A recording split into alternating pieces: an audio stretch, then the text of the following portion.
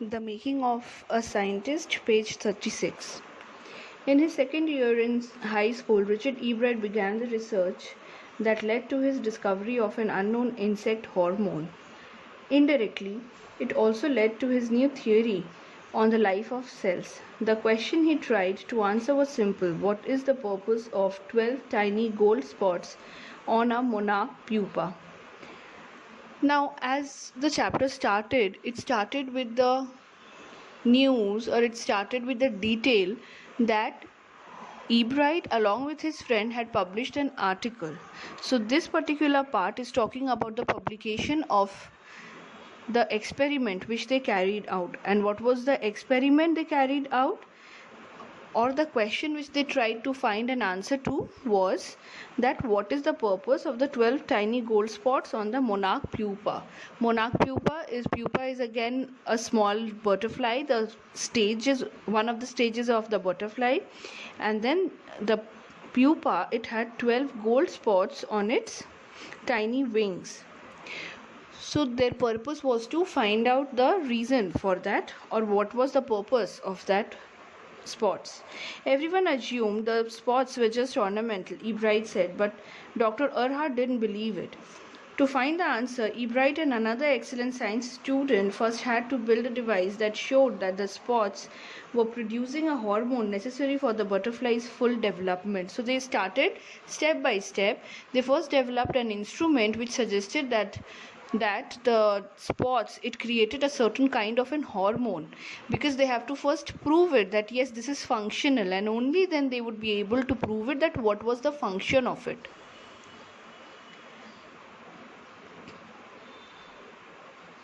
This project won Ebright first place in the county fair and entry into the International Science and Engineering Fair. There he won third place for zoology. He also got a chance to work during the summer at the entomology laboratory of the Walter Reed Army Institute of Research. So what is happening here? After this experiment was successful, he started getting opportunity and awards. As a high school junior, Richard Ebright continued his advanced experiments on the monarch pupa. That year, his project won first place at the International Science Fair and gave him another chance to work in the Army laboratory during the summer. So he was able, by the means of his experiments, he got free access to the laboratory, the finest laboratory available, so that he can carry out his experiments.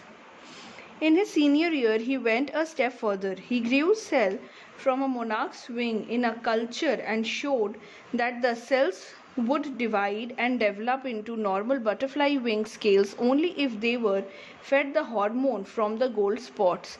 So what was the finding of the gold spot? That the hormone produced could multiply to grow new butterflies. So this was the finding.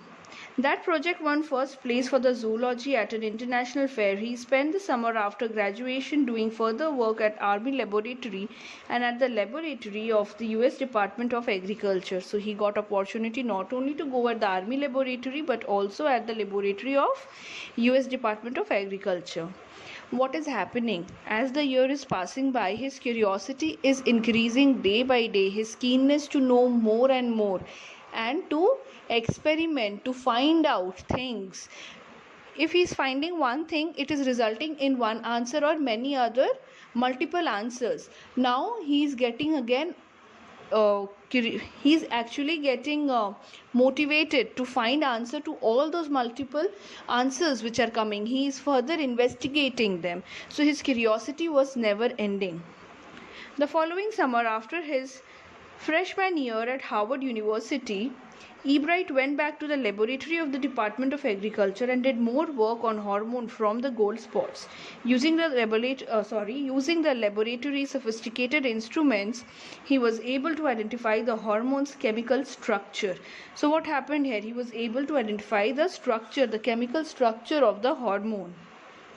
A year and a half later, during his junior year, Ebright got the idea for his new theory about cell life. It came while he was looking at X-ray photo of the chemical structure of a hormone. So while he was conducting a few experiments, some different ideas came into his mind which led to some new discoveries. When he saw those photos, Ebright didn't shout Eureka or even I have got it, but he believed that along with his findings about the insect hormones, the photos gave him the answer to one of biology's puzzles: how the cell can read the blueprint of its DNA. DNA is a substance in the nucleus of a cell that controls heredity. It determines the form and function of the cell, thus DNA is the blueprint for life. In this particular paragraph, what is happening?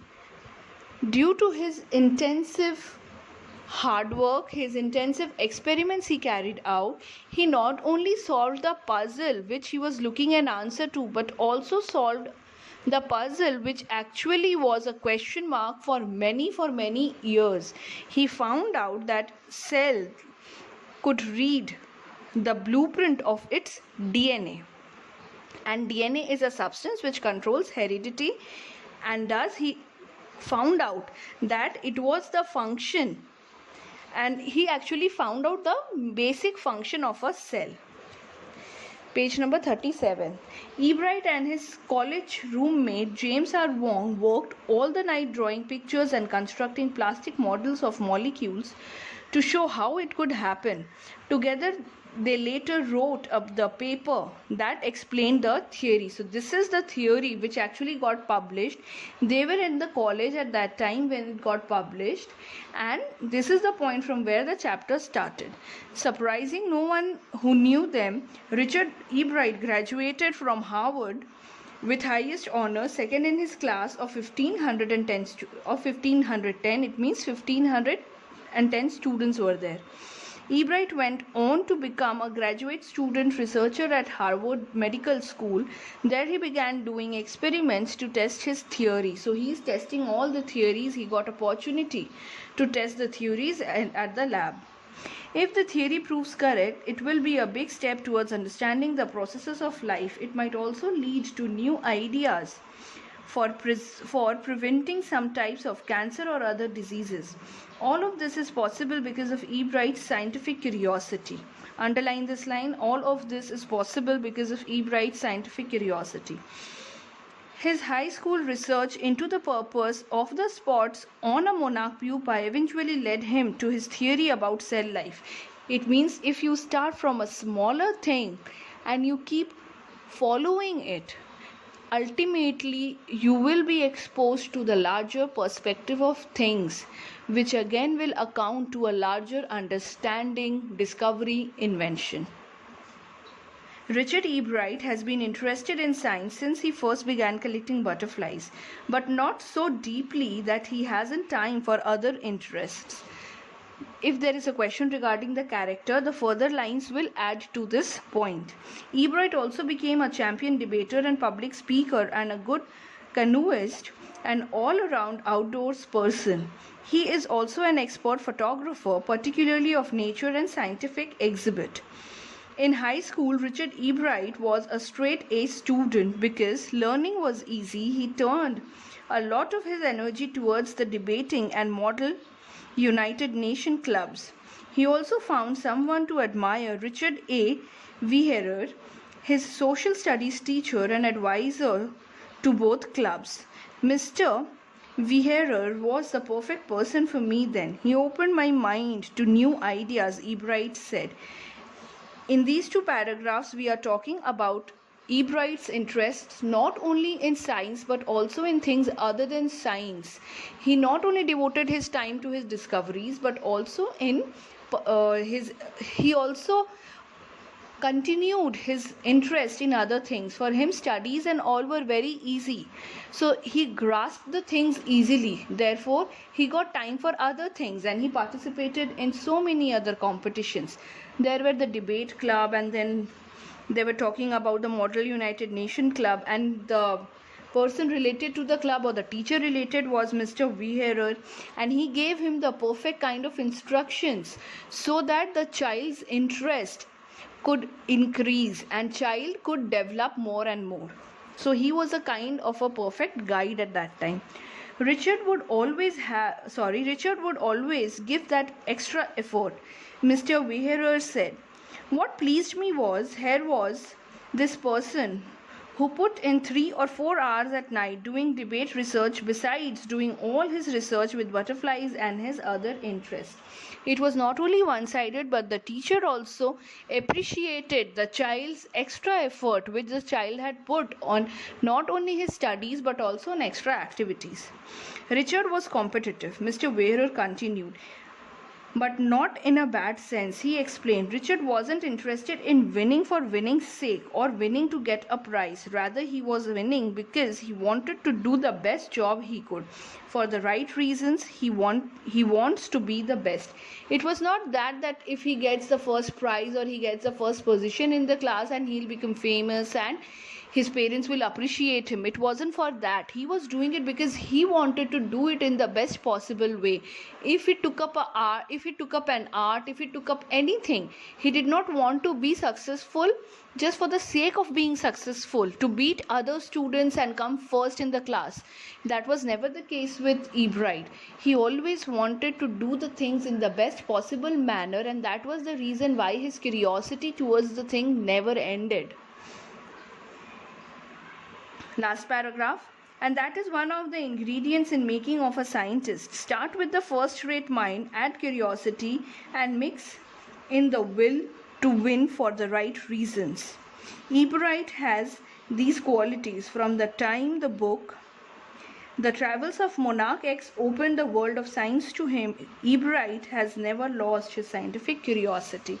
It was a time when he was losing the curiosity because he had already accomplished the goal of capturing the 25 species of butterflies. So his target was achieved, but the mother gifted the book, and then a completely new world of science of butterflies, it opened to him, and then his curiosity began, and it had no stop. It increased by leaps and bounds.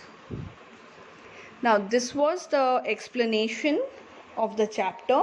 I will continue with the notes where I'll give you some extra question answers from the text, and 8 marks question. Now this chapter is very important, so I want all of you to read this chapter at least twice or thrice. The making of a scientist.